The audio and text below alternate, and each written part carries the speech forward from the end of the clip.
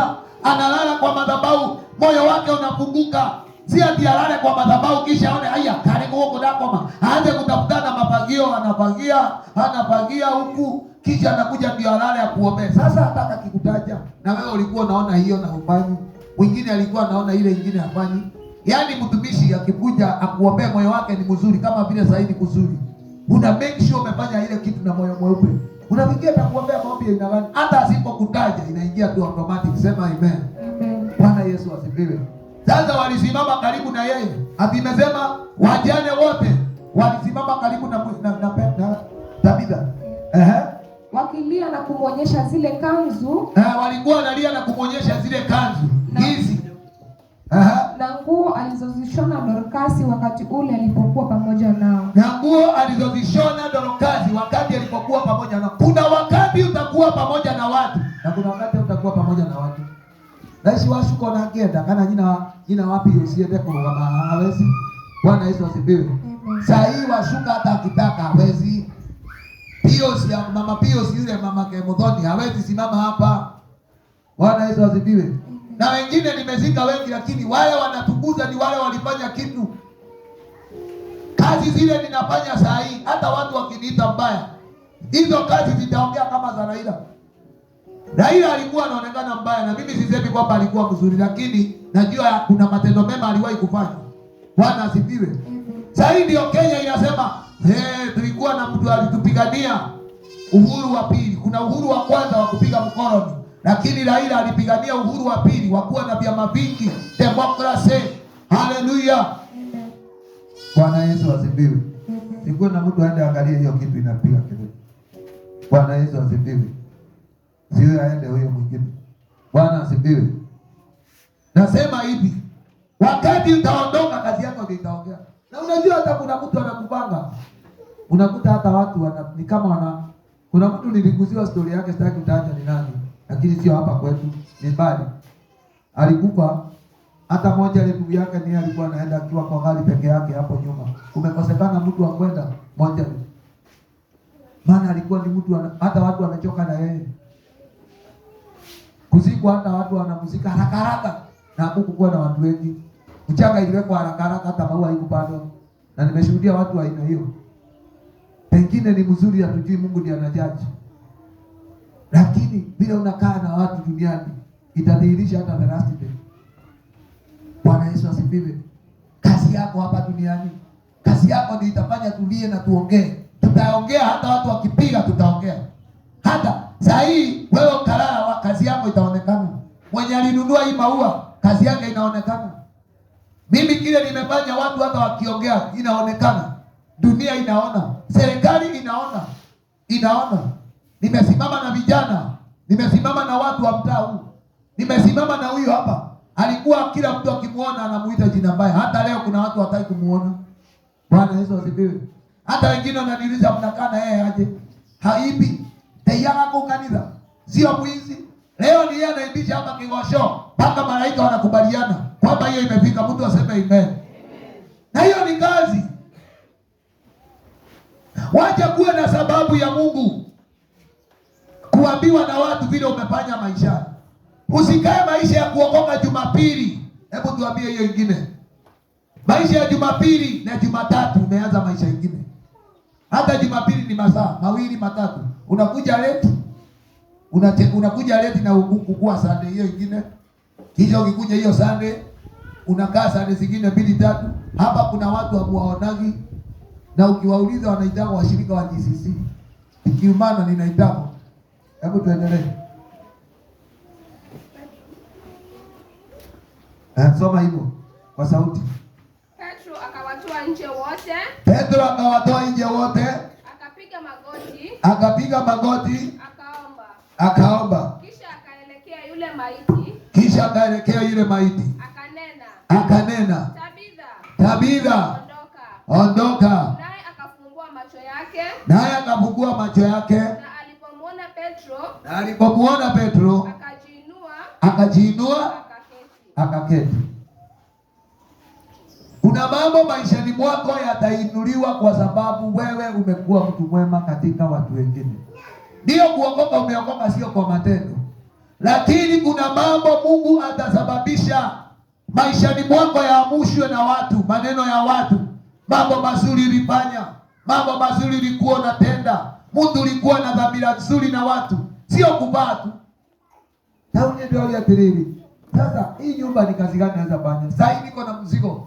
Kila siku nakuja hapa nafanya kazi nyingi sana.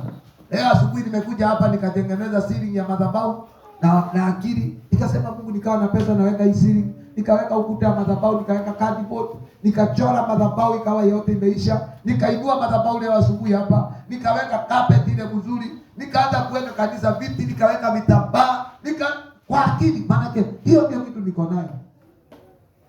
Na za hiyo niko na familia na sifikiri, nilikuwa nafikiria madhabahu ya Mungu. Wewe leo uko hapa na nikuulize swali. Kuna kitu wako unafikiria kama msichana wangu kule nyuma, ukiingia kwa kanisa ama unafikiria tutamaliza saa ngapi? Nile shida ya kao unaweka wale wako ikira. Mimi napenda vile mnafikiria mambo ya huduma mpaka mnaumia. Mimi napenda ukiumia. Mimi napenda wakati unaumizwa na huduma.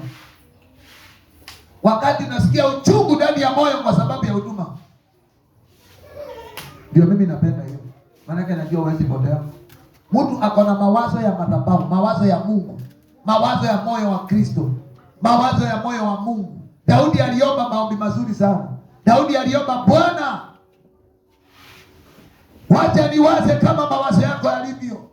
Bwana, nitende kama vile wewe unavyopenda nitende. Hakuomba Bwana, tenda hii ninawaza, Bwana nisaidie hii ninayotaka. Aliomba, Bwana, wacha niwaze kama moyo wako ulivyo. Na ndio nasikia Mungu anashuhudia. Anasema nimepata mtu mwenye moyo wangu. Anasema nimepata mtu wa moyo wangu. Maana Daudi hata akiwa kule jangwani hakuwa anaenda kufanya mambo mengine. Leo tuna vijana tukiwatuma wakachunge mbuzi, utasikia ameiba maembe ya watu, utasikia amepiga mtu jiwe, utasikia alienda mahali akavunja nyumba na alikuwa ameenda kwa zia ambayo alikuwa ametumwa. Wewe unaweza enda mahali kwa sababu umeenda biashara, ukawa na moyo wa Mungu katika hiyo biashara yako. Je, unaweza kuwa na moyo wa Mungu kama Daudi ama mwanamke huyu Tabitha ambaye alikuwa moyo wake ni wa Mungu? Alikuwa akiangalia watu, anaona shida zao, hakuwa anaona kuwa na familia kubwa. Hata kama haijatuambia kama alikuwa na familia kubwa, lakini alikuwa mwanamke wa moyo wa watu wale wengine. Je, kuna mtu anakuja kwa ibada Jumapili sio kwa sababu ya mashida yake, sio kwa sababu yeye ni mgonjwa, sio kwa sababu akuwe na cheo, lakini kwa sababu ako na moyo wa Mungu ndani yake? Je, kuna mshirika wa aina hiyo ambaye anaangalia nyumba ya Mungu hivi anaona na kuna mahali hapaendi? Jameni, kile kilifanya niwe mtumishi wa Mungu, ninajua Mungu aliona moyo wake ndani yangu. Maana hata wahubiri wakihubiri, nakumbuka nikiwa kijana mdogo darasa la 8, niliona Mroma mmoja alikuja shuleni kwetu, akaanza kufundisha neno. Na vile alikuwa anafundisha, nilikuwa nasikia kuna kitu hajaongea, kuna kitu ninaweza ongea. Nilikuwa napenda wachungaji, maana nilikuwa nasikia wanaongea mambo mazuri, lakini nilikuwa nasikia kuna kitu bado hawajafanya ninaweza fanya. Sijui kama unaniangalia na unaona bado mambo yote ni shwari. Lazima uone kuna kitu sijafanya na unaweza fanya vizuri. Mtu aseme amen. Haleluya, sema amen. Na baadaye nilikuwa hata sijaokoka, nilikuwa kijana tu. Tulikuwa tukiambiwa shuleni tuimbe. Ukienda shule yetu Bomani utapata rekodi, enda Heshima utakuta rekodi yangu. Nilikuwa naimbisha kuna gani kama kumekuja vinanda. Nilikuwa natoa sauti nikiwa kijana mdogo, na nilianza kitambo nikiwa na miaka 6 7. Mpaka miaka 5 mimi nilikuwa ninaimba 5 years. Nakumbuka Lamu. Miaka 5 nilikuwa ninaimba. Miaka ya 80 hiyo. Nilikuwa naimba, asubuhi wananipiga picha. Lakini sasa mimi nilikuwa naimba zile I am a disco dancer. Ile ya kudansi tu. Ile naona watu wakidansi kwa mitana kwa TV. Hiyo ndio nilikuwa nafanya pale Mkunguni. Kumbe nilikuwa na mbegu ya Mungu. Nilipoingia Nazareth nikaanza kupenda kazi ya Mungu. Nikisikia mahali pameimbwa, nasikia mimi naweza imba kuliko wao. Sijui wewe una nini Mungu ameweka na bado unaichezea chezea. Sijui wewe una nini umeweka na bado unasema sitafanya. Kuna mtu anasema asifanyi mpaka huyo mchungaji ajue atashika rangi. Na hii inakuwa kila mahali mpaka waimbaji hawa. Waimbaji hawa. Huyo kijana asioge vitu huko nyuma. Mtu aingie kama amenyamaza.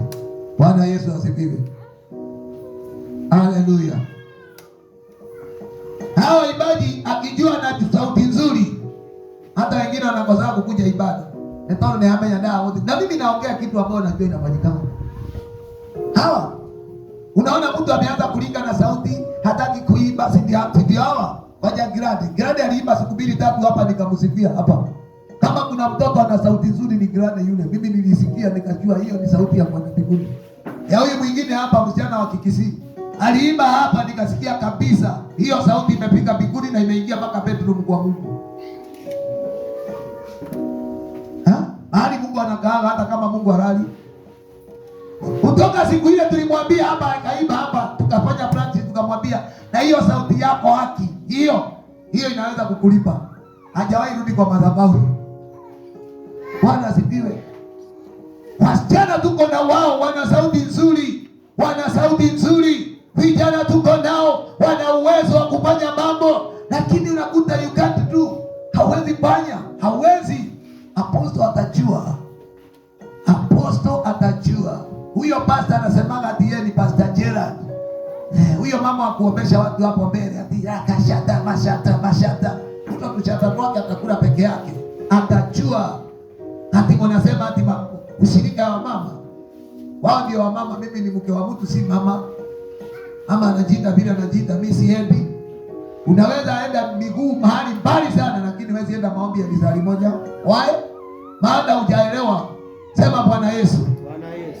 Ila amenielewa aseme Bwana Yesu. Bwana Yesu. Naomba unipe roho ya ufahamu. Naomba unipe roho ya ufahamu. Ndani yangu. Niweze kufahamu mambo. Niweze kufahamu mambo. Ulioniitia.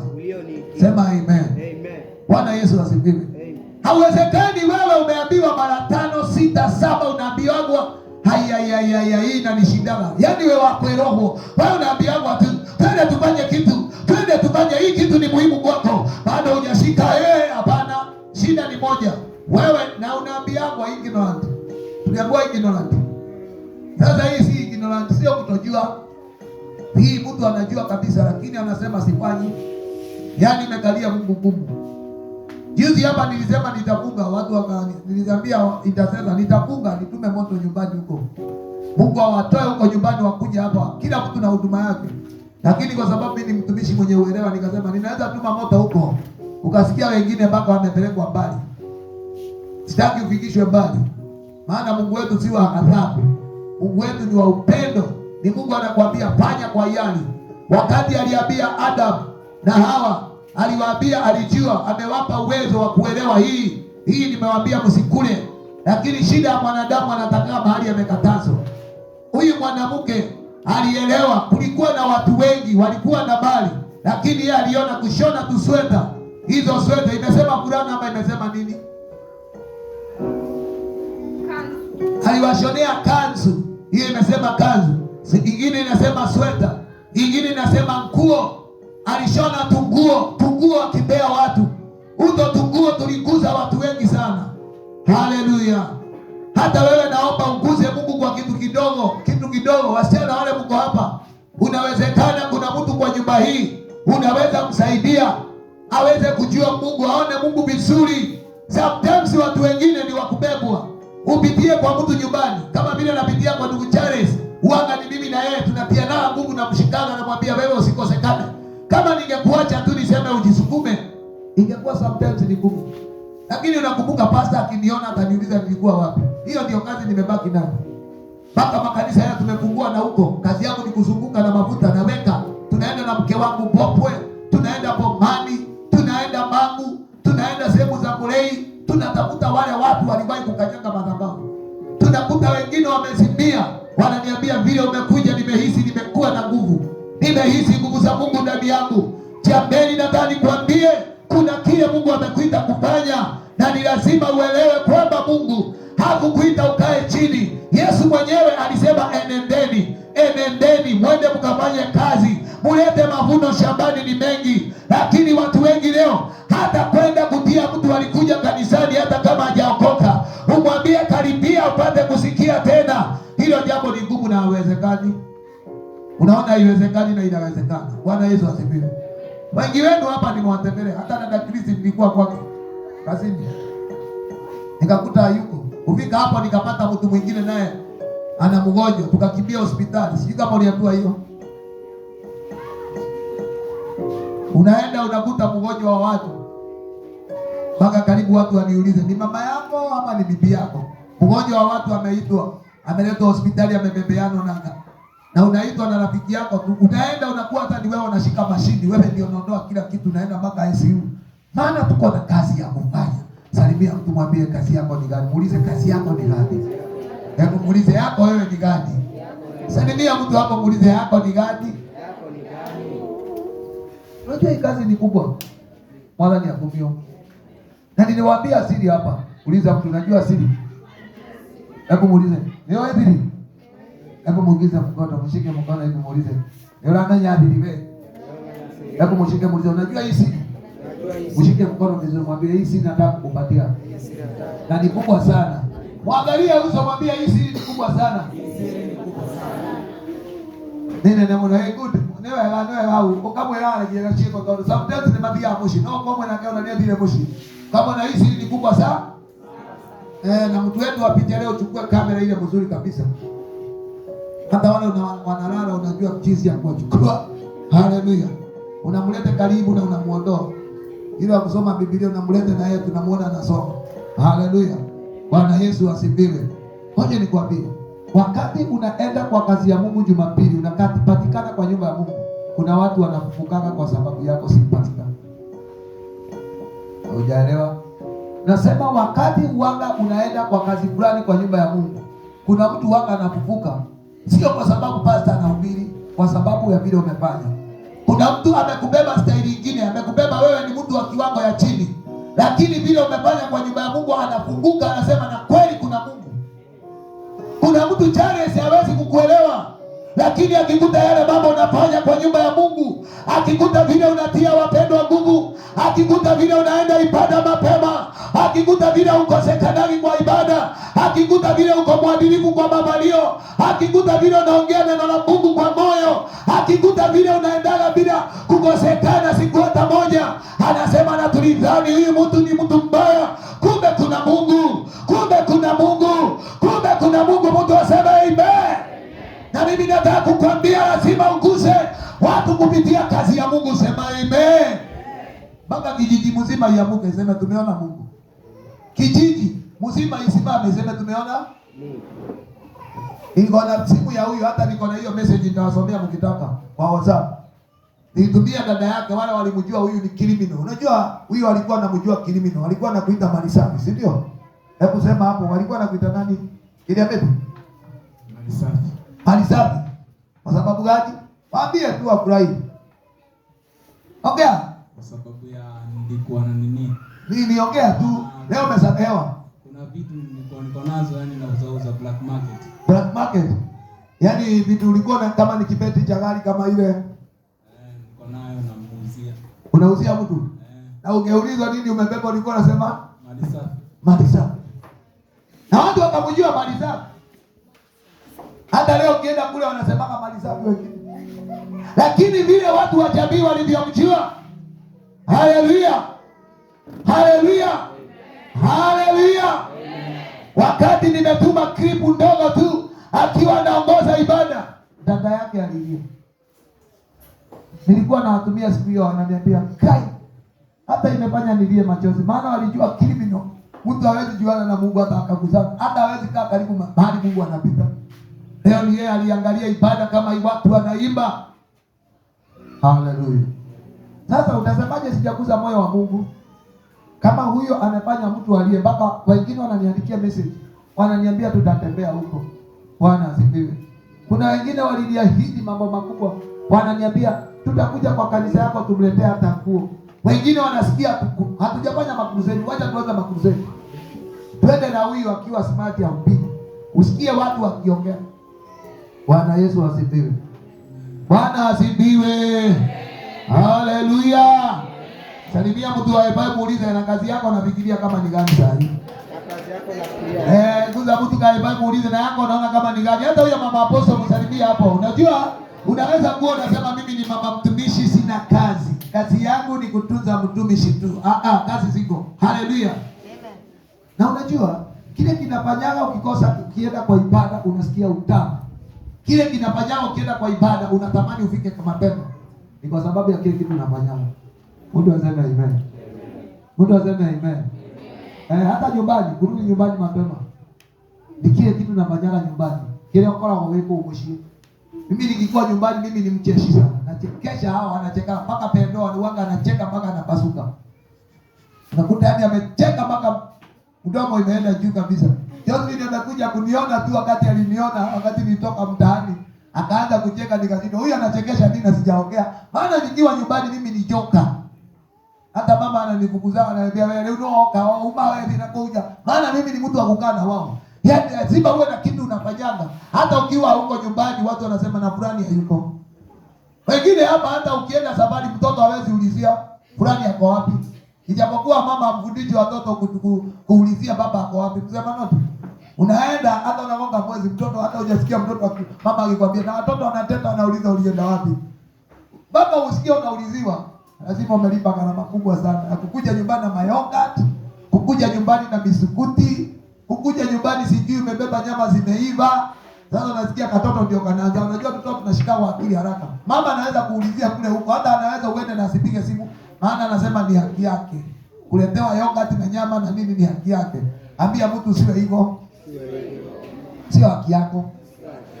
Inaweza pelekwa kwingine lakini kwa sababu amekuchagua na amejua wewe ndio akuletewa, lazima uappreciate. Bwana asifiwe. Sio kawaida. Wazee wanakula nyama na wanabaki huko. Sio kawaida. Ukiona amekuletea sukari nusu, waje kusema mwangataa hiyo kana kwenda kitu. Tokomeane kwa ya mwangataa. Unajua kuna wanaume hawajawahi peleka mkate, wanakulagia mkate nyumbani. Wanaletewa na bibi zao. Na hawajaleta. Kwa hivyo yoyote ambaye mnaishi naye, lazima umuappreciate. Lazima muwe na tabia hata watoto ya kuwa na mazoea ya kupigia wazazi wenu simu.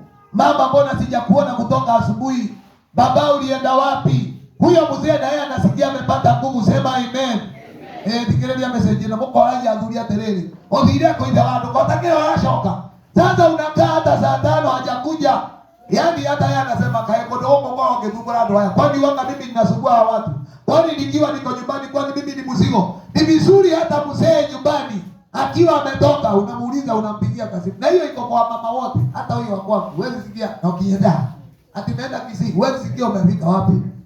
Lakini wao wakienda ukikosa kumpigia, hata nakupigia nakuza, hawezi nipigia uniulize hata nimefika wapi. Yaani wewe uone nikiwa ninaenda kama kuna kitu kimetoka huko. Anataka uappreciate, but you don't appreciate your fathers. You don't appreciate men. Hallelujah. Hata kama bwanako hayuko hapa, lakini si uko naye. Hallelujah. Amen. Kada ndugu mmoja baadaye maura yote mkala matihora kwa mali za bali. Yego ulia. Hapigi. Huyo mzee anapambana. Anapambana, ameshika nafasi yake kwa kanisa na nyumbani. Anapambana, haumpigia hata lazima muulize, umefika wapi? Mzee, safari inaendeleaje? Mama, batisheni tutatengeneza semina mwezi huu sasa. Tutakuwa na semina wa mama wote. Wamama wote. Mtadini ndio ndio unaje tono na dola pena. Bwana asikiwe. Lazima tuwe na hiyo. Tuwe na kuappreciate kile kitu mtu anafanya. Tumeambiwa Tabitha alienda akasimamwa karibu na yeye. Walisimama karibu na maiti yake. Wakasema huyu, wakaanza kuonyeshana ni wakati gani hata wewe pale nyumbani uliwahi kusimama ukaomba ukishika kitu naambia Mungu, angalia vile bwanangu alifanya, angalia vile amefanya. Hata hii ya kupeleka watoto shule, tunachema wamama ndani ya nyumba tunaenda kupambana. Ndio hiyo pesa iende hiyo kidogo kidogo. Unafunga mashiko yote. Sometimes utafikiria mzee amekuja, ananyamaza pale unadhani amekula kichwa ya mbuzi huko. Kumbe hata amekunywa maji ya jara. Na umwambie karibu pole mume wangu, karibu mama, karibu yule mwingine, mtu ambaye ni breadwinner kwa mji. Lazima tuwe na hiyo ya kujua ile kazi tunafanya. Bwana asifiwe. Kuna watu inaguza na wakiguzwa na zile kazi, sometimes wanaomba maombi mazuri. Inawezekana hawaombi, inawezekana hawafungi, inawezekana hawapigi magoti, lakini mioyo yao inaongea mbele za Mungu. Kama sio Qur'ani singekuwa vile vilivyo. Mtu aseme amen. Hata kwa familia. Na shetani anachukua nafasi ya kutushitaki kwa sababu ya mambo kama haya. anaona even you are not glad. Kushukuru pia, hawa watu ilikaa kama shukurani yao. Walisema huyu mtu ameenda hata hatujamshukuru. Sasa tutafanya nini? Amekufa hata hatujamshukuru. Wakatumana, wakajua watu wa Mungu. Hapa kuna pointi kadhaa. Pointi ya kwanza, walijua Petro ni mtu wa Mungu. Hawakwenda kwingine, walijua Petro ni mtu wa Mungu. Wakaulizana ako wapi? Omoze ni mwengu na mondo wa Ngai. Nikwenda moja ukeni. Na hapo hii. Leo mnajua kuna mtu wa Mungu. Watu wanajua kuna mtu wa Mungu wakati kimeumana. Haleluya! Leo mnajua kuna watu wa Mungu, hata kama si apostol. Mnajua kuna mtu anaomba kwa kanisa. Mnajua kuna watu wanafanya kazi fulani, mnawaombea. Wale watu wako mistari ya mbele, mnawaombea. Na watu wako mbele, wale watu wako na vipao huko ndani, wanatumia hizo vipao. Msichana kama yule ambaye amefanya kitu, hata mwingine ambaye atachipuka hapa, ambaye anafanya kitu kwa nyumba ya Mungu, unakuanga na muda wa kusema Mungu, angalia huyo mtu mbariki. Wale wasichana wanasomesha watoto Sunday school, unakuwa na muda wa kuombea. Unaambia Mungu, watie nguvu na maarifa, wapatie hekima ya kusomesha watoto wetu. Hao wasichana ni watu kama nyinyi, wanawezekana wafundishe kitu ambacho hakifai, lakini kwa sababu ni Mungu, wanakuwa na moyo mkuu wa kusimama na kufundisha watoto wenu maneno ya Biblia. Haleluya, haleluya. Usimame, sitaki kwenda sana. Usimame, nataka usikate. Umekata? Nataka tuingie kuombea kuwa na muziki kidogo. Bwana Yesu asifiwe. Unaona hata ile kuimba yako unaimba hapa, ile kuimba yako wanga unaimba hapa. Ukiona mimi nimeangalia watu wakiimba, nimeona mzee pale nyuma anaimba vizuri, anaimba, unaona moyo wake umekunjuka. Washo wako akaile tuikalete leo. Tawatile ndio wao ikanyumba ine aka. Unakuta msichana mzuri, msichana 23 years, 24 years, kako hivi. Baba anashindwa sasa huyu. Wazee ndio wanaimba. Nimeona watu hapa mtu wako hivi. Moyo, kuna mtu amekuja na poda yake ikiwa imeng'ara na sauti nayo ikiwa imeng'ara. Na alikuwa kanisani pia ameimba sana. Na poda imeng'ara. Si uimbe mpaka poda inyororoke hivi, uone michuruzi ya poda huku. Bwana Yesu asifiwe. Ni vizuri kufanyia Mungu kazi hata wakati wewe ni mdhaifu. Mama alitoka saa 4 na ilikuwa saa 4 kamili. Saa 4 ilikuwa saa 4 na nusu. Napatana na Alice Wanjiro wa Ng'ang'a ni babake. Hapo na kukaranga zake na kahawa. Ananiambia nimetoka kuuza karanga na unaona kama utakuja. Kalia huyo sana. Akaniambia nitakuja. Tukaja hapa kuomba kidogo huyu. Tukaanza kuomba. Wewe uliwaka? Si tuliomba. Na ametembea kutoka saa 8, saa 9, saa 10. Kutoka saa 10 mpaka saa 4 na nusu ya usiku. Akizungusha kahawa yake na jugu karanga ili apate kitu ya kupeleka kwa meza. Mtoto aone Mungu wake. Na akasema naingia kwa madhabahu. Akaingia kwa nyumba haraka akaja. Na hakukaa chini. Aliomba akiwa amesimama kama mimi. Almost 2 hours. Tumeomba tukiwa tumesimama. Tuliomba mpaka ni mimi nilimkataka kwa maombi. Maana niliona hapa sasa itabidi nikatishe hii maombi ndio twende tulale saa 11 tuko hapa. Na wewe kuna nini unafanyaga? Uza mtu muulize na nini Mungu amekuitia?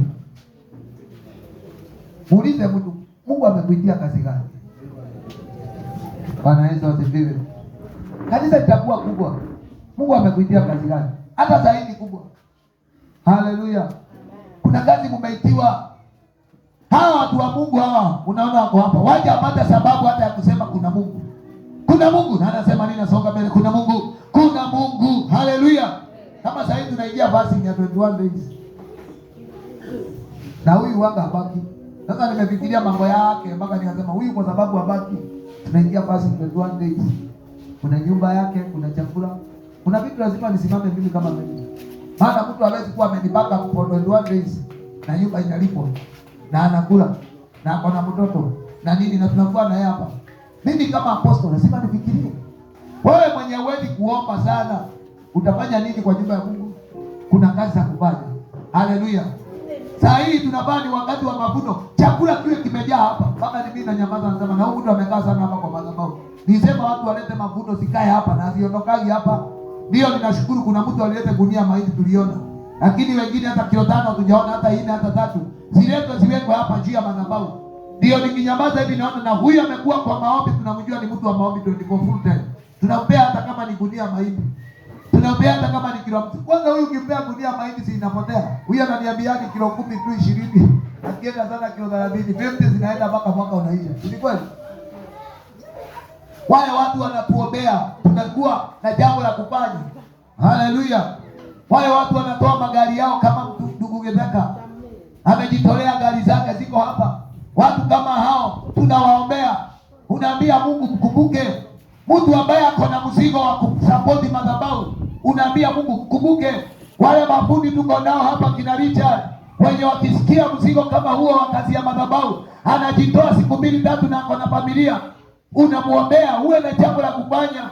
Wengine tutoe, wengine wakitoa, wengine wanaomba, wengine wakileta soda kama hizi na maji kwa madhabahu, wengine wanaomba, wanasema Bwana, tunashika hiyo nafasi, hatutaiachilia, hatutaacha kuomba, tutasukuma anga hiyo mpaka ipunguke kwa jina la Yesu.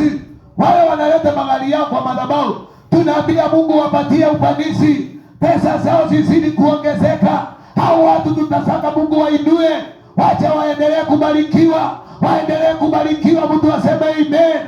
Watu ambao wanaweza shika watu wengine wakawasimamia hata kwa crusade, wakasema ninasimamia wiki mzima. Kuna kazi nyingi, hata hii maiki yetu na speaker unaona zimekwama hapa. Kuna mtu anaweza sema nabeba hii speaker 2 hapa na ipeleka kwa fundi, kwa nini pesa mingi? Girinya inaenda hapo 4,000, umetengeneza yote imekuwa sawa, inarudishwa. Na ikikungura sana 6,000 ama 5,000 inarudi. Hata kama ni speaker moja unasema mimi naisimamia 3,000, inawekwa kama ni crossover hiyo, kama ni hiyo coil 3,000, hata ni nyingi unatengenezesha. Kuna kuruma, hata ukiingia pale unasikia pale wa ibada umeshika kushika, lakini unangojea mpaka hapo kingine kachombe na kameanza kuhema. Sinaona hata maiki zinahema. Sasa tuanze kuambiana mchango, tunachanga. Unavaa kuwa mnajua mchungaji anakula nini, anaenda kuhubiri na ndege gani, mtumishi anaenda Nairobi Wednesday hiyo ingine, mimi ndio nitalipa ndege. Na nikwambie kitu, the moment imeanza kufanya vitu kwa nyumba ya Mungu, Mungu anaproduce vitu, anaprovide. Kuna watu Mungu amegojea. Unajua kuna mtu hawezi ingia kwa madhabahu kama hii, maana neema yake ni tofauti. Mungu anamtengenezea, anangoja watu watengeneze njia apitie hapo. Kuna mtu akiona kwa YouTube madhabahu mazuri yameng'ara, anasema hawa watu ninasikiaga wako na neno, lakini madhabahu yao sasa imekuwa madhabahu ambayo hata nikiingia, hata nikichukuliwa kwa picha, watu wataona nilikuwa mahali. Kuna watu wanaonaga na wanasema lakini na yeye hajaitwa kutoa hivyo, mnafanya hiyo vitu vidogo. Yeye ameitwa laini nyingine, akiingia hapa utaona hiyo laini imefunguka. Wewe ndio umengojea kwanza ufungue mahali pako na yeye aanze kukuja. Bwana asifiwe. Wewe haukukuja tu, kuna mtu alitumiwa na Mungu ndio wewe ukuje. Kisha wewe ulipokuja yeye akaondoka akaenda. Ndio ilienda. Hata wewe kuna mtu alitumiwa, wewe ndio kuja hapa. Na wewe ulipokuja yeye akaondoka akaenda. Bwana asifiwe. Nataka kusema lazima uambie Mungu usijioni ya leo, Bwana najua kuna mahali umeniita. Bwana Yesu asifiwe. Wacheni siwe ati ni mtumishi na mke wake na watu wengine wawili ndio wanafanya vitu hapa. Wewe njoo nafasi yako ifanye. Na hii nimeongea na mtu mmoja. Sijaongea na watu wote. Nimeongea na mtu mmoja. Ambia mtu ni wewe umeongeleshwa. Mwambie vizuri, mwambie ni wewe. Mimi sikuhubiria watu wote, sikuhubiria kanisa, nimehubiria mtu huyu. Mwambie mwenzako ni wewe. Hata jiambie, sema ni mimi. Maana ukimwambia ni wewe, wewe utakuwa wewe sio wewe umeambiwa. Sema ni mimi. Mimi ndio nimeongeleshwa. Na ninaona mahali pangu. Kwa jina la Yesu. Sema amen. Nataka tuzime hii ndio tuingie kwa muziki wa